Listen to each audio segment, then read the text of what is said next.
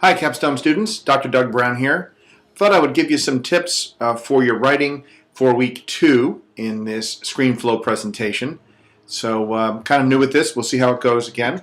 So I was meeting with a student this week, and that's where the inspiration for these tips came from, and hopefully it'll help you as you decide to focus, and this should be about just 5 minutes. So the first thing I wanted to suggest to you is that you remember to know your audience. You are doing a business document supported by research.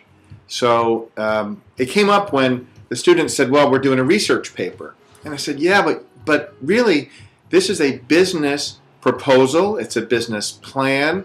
And so remember the first and foremost thing of who specifically is your audience. And really think carefully about who they are. Don't have it be a general group of people.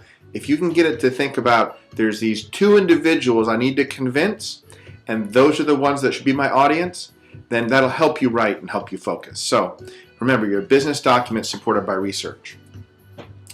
The other thing I suggested was to check the proposal alignment, and this is for those of you who are writing proposals. I have something on the next slide for business plans. So the key here is to make sure that your problem statement is really clear and that it's supported by research and it's focused enough that you can really answer. The problem statement would lead you to program goals, which is what you're going to solve with the overall program.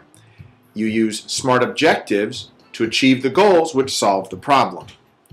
You have strategies and methods to achieve your objectives that achieve the goals which solve the problem. So make sure they're all in alignment. Sometimes if your problem statement isn't really strong and your goals aren't specific, you can get kind of tangled up when you try to write. The next thing is for those of you who are writing a business plan, where we often see opportunities to strengthen the plan is to make sure you're clearly defining the market need. Is there really a market for your product or your service? And this is the Timmons and Spinelli idea versus opportunity conversation that you should really be focused on, and don't be afraid to use that research. Also, entrepreneurs want to know why you and why this business. So don't be afraid to talk about how this business fits your entrepreneurial profile and about why you selected the business and it's a good business for you. Where's the next thing here? Finance. We're going to be talking about finance in week 2. Wait, gotta go back. See if it lets me go back. Getting the spinning wheel. There we go. Finance. Okay, we're going to be talking about finance next week. And one of the things that we'll do is in week 3, for those of you who are ready, and I really hope you're ready, is to have a copy of your proposal or plan sent to our finance team. Now, our finance team are a group of our instructors who are finance experts who will be a second set of eyes on your paper from a finance point of view.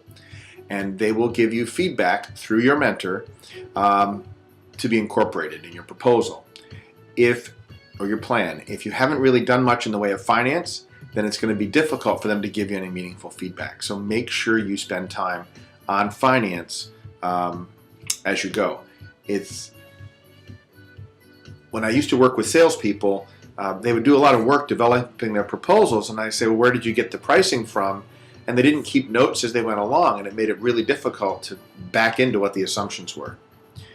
The point about financial thinking is quite simply, as you're doing a proposal, remember that there are financial consequences beyond just the cost of the proposal, the hard costs. There's soft costs, but there's also the cost of not acting.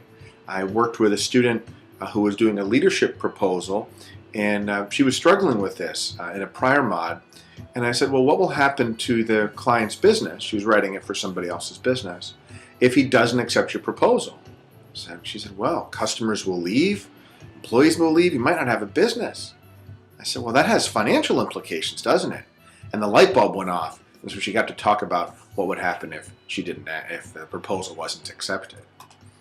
Last couple of quick tips. Focus your time. 80% or 85 or 90% of your time should be on writing and researching. Be careful about getting sucked into discussion boards and using that as a replacement for the time you should be spending writing. Schedule some regular time with your mentor.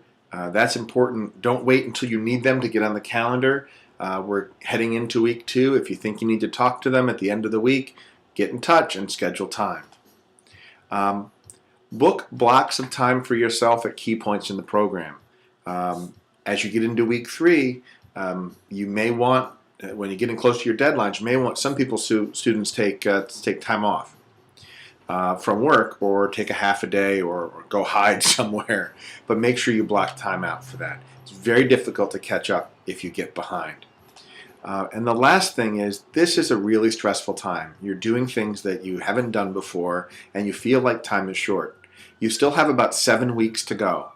Make sure you manage your stress as the policeman goes by. Manage your stress, give yourself some downtime, make sure you exercise and take care of yourself, and spend time with your family. A little bit of downtime, even just a half an hour at a time, will really help you focus when you get back to it. So that's what I have to offer to you. Hope it's helpful, and we'll see you on the discussion boards. Thanks a lot.